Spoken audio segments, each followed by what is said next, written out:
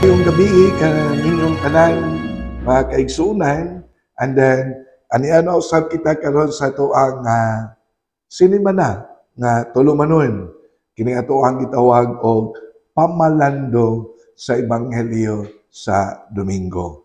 And then sigon sa ato apod nga naanda na ato ang magyong pagabasahon ang ebanghelyo ug mapuhon nga mao ang ikanapulog lima nga Domingo sulod sa tuig.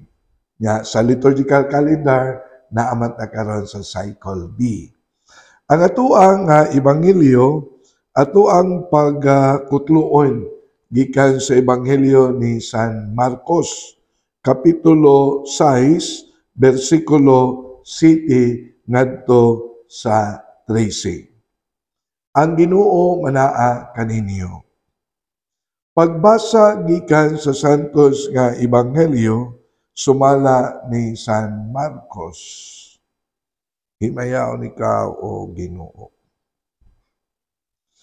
Unya miabot si Jesus sa tanang kasikbit nga balangay ug unya nagtudlo ngadto sa mga tawo. Ug gitigom niya ang napulog duha ka tinun-an o gipadala sa tinagurha. Unya iyang gihatagan sila sa gahom sa pagingilin sa mga yawa o giingnan sila. Ayaw kamo pagdalag pagkaon ni puntil ni kwarta o bisan unsa gawas lamang sa sungkod. Pagsandalyas kamo, apan ayaw pagdalag laing bisti gawas sa inyong gisulob. Mingon usab siya kanila, sa inyong pag-abot sa lungsod, adto sa kasabalay sa nagdapit kaninyo, og ayaw balhin sa laing balay, hangtod mo biya kamo ni anang mao nga lungsura. Kung mahiadto kamo sa usa ka dapit, diin ang mga tao dili mo dawat kaninyo o dili mamati kaninyo, biyai kanang dapita o taktaka ang abog sa inyong mga tiil. Pasidaan kini alang kanila. Busa nanglakaw sila, nagwali nga ang mga tao kinahanglan maghinulsol sa ilahang mga sala. Ilang gihinginlan ang daghang mga yawa o gihaplasan nilag lana o giayo ang daghan na mga masakiton. Ang ebanghelyo sa Ginoo. Daygon ikaw o Kristo. Sa makausapa, may gabi kaninyong tanan. So, dinhi sa Archdiocese of Cebu, para sa nagsunod sa ato ang programa gawas sa Cebu. Amua karon nga gipalanog sa tibuok kalibutan nga ang Archdiocese of Cebu is anti-divorce law. Mauna nga dunay mga streamers, ang mga simbahan, no to divorce law. Nga doon na po'y gipangbutang ngano nga ang simbahan is anti-divorce law. Ikaduha usab, doon na po'y gihimo nga signature campaign ang simbahan against divorce law. Panawagan kini labi na sa tuang mga legislators, ang atuang nagpanday sa atuang balaod. Malusot ang maong balaod o dili, at least ang simbahan nagmakanunayon and faithful to the teaching of Jesus. Mibarog ngayon. Malusot ang maong malaon o dili. Mauni nga nindot ako ning gihimo nga introduction sa tuang pamalandong kay ang atuang ebanghelyo nagisgot man sad og call to discipleship diha sa pagka-misyonero. Dinhi kami po dinhi sa Cebu karon maoy nag-host sa palaro. Maunang mga athletes gikan sa laing region ni akaron dire sa Cebu kay lagi kita man ang nag-host sa palaro. Kung imong tanawon lahi-lahi o mga style, makita nato, madunggan nato ang mga diskarte sa mga coaches, sa mga athletes. So, meeting, instruction, and then unsay angayan nga buhaton para sa ilang tagsa-tagsa ka mga athletes aron mugawas ang ilang athletes na champion. Sa tuwa usab nga ebanghelyo karon si Kristo sa iya pod nga gihatag ang klaro, specific, dali lang nga masabtan nga mga instructions ngadto sa iyang mga apostoles. Una, iyang gipadala sa tinagurha diha sa misyon. Ug unya, iyang gitagaan og instruction ang mga apostoles unsay ilang buhaton ngadto sa misyon. Apan sa wala pa, iyan nadaan silang gitagaan og gahom, pag-ayo sa mga masakiton, pagpapahawa sa mga gahom o sa mga sayawa. Tagaan niya gahom nga mabuntog ang gahom sa yawa o sa dautan. And then, kung imong tanawon, mibalik sila. And then, naghimo sila o report. Successful ang ilang misyon. Daghan ang mga tao nga nayawaan nga ilahang nalimpyuhan, napapahawa nila ang yawa. Daghan ang mga masakituhan na ilaha pong naayo.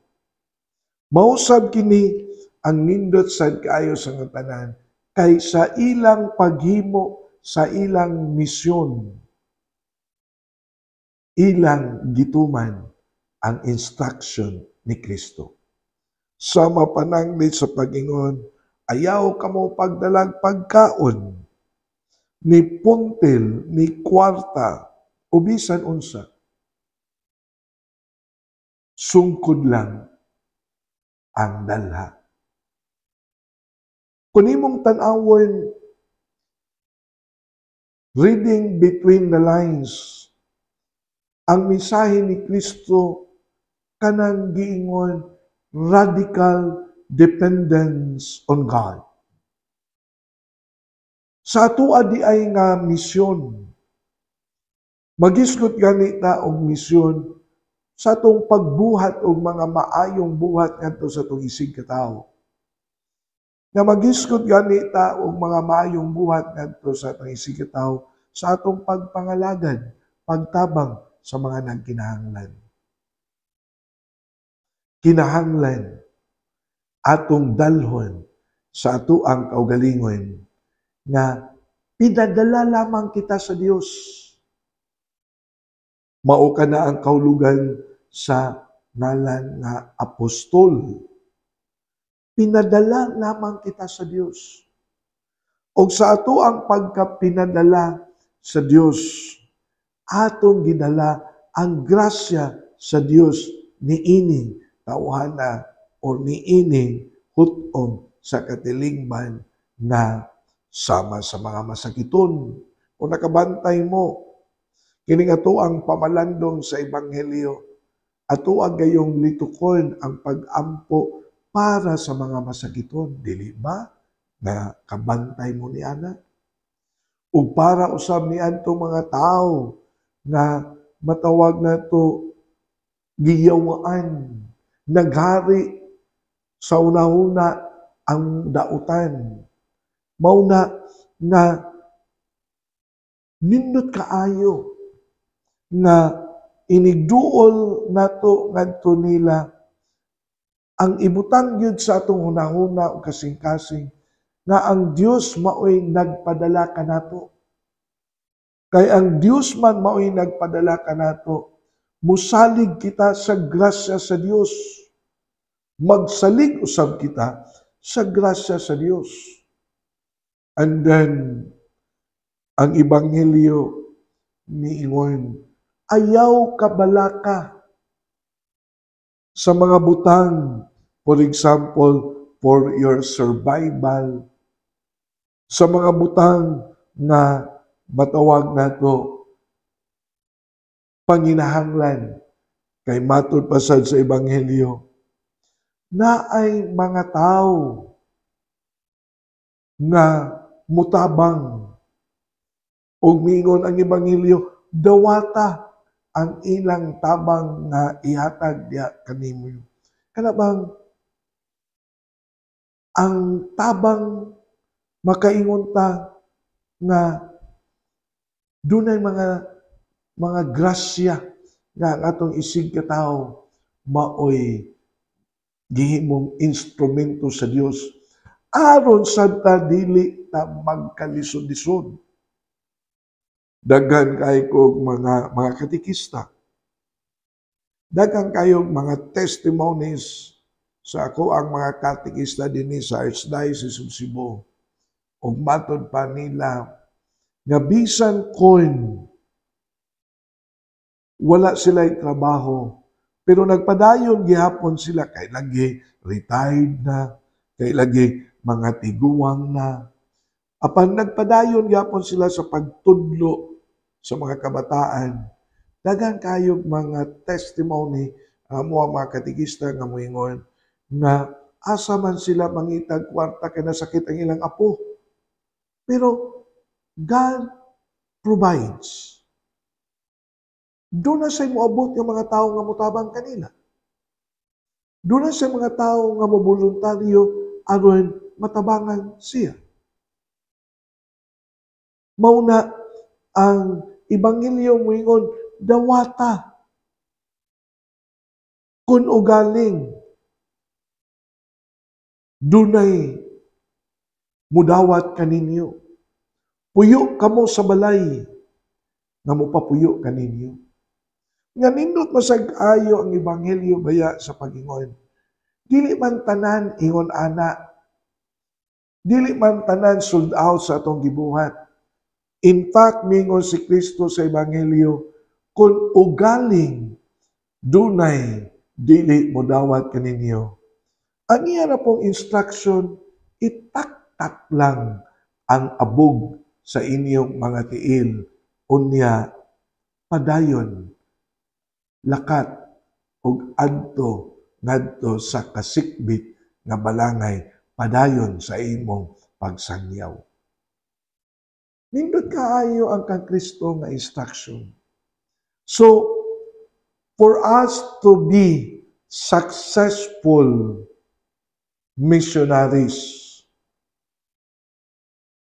number one, kinahanglan atong puy-an kanang gitawag og radical dependence on God. Nga ang Ginoo maoy nagpadala kanato. Ikaduha, dili ta mo demands Ang tao nga makadawat sa grasya sa Dios. Ang tao nga atuang maalagaran. Ang tao nga mahatdan nato sa presensya sa Dios. Mahimo siya nga manggihatagon. Generous. In the name of gratitude to the Lord. And then, dili pud kana sila magpanuko pagtabang kana kanimo. So, kung atong tanawon, si Kristo mihatag og assurance na dili ta niya talikdan. Kaganina mga kagahapon. So, nagmisa ko usa ka bangko din sa Cebu. And then, ang purpose sa ilang misa mao ang misa pasalamat, Thanksgiving. Dihay usa tungod kay iyang anak na honor pag-graduate niya ila pong maayong dagan usab sa kompanya nga mga grasya uban pa mga grasya nga ilang nadawat nga nagpasalamat sila.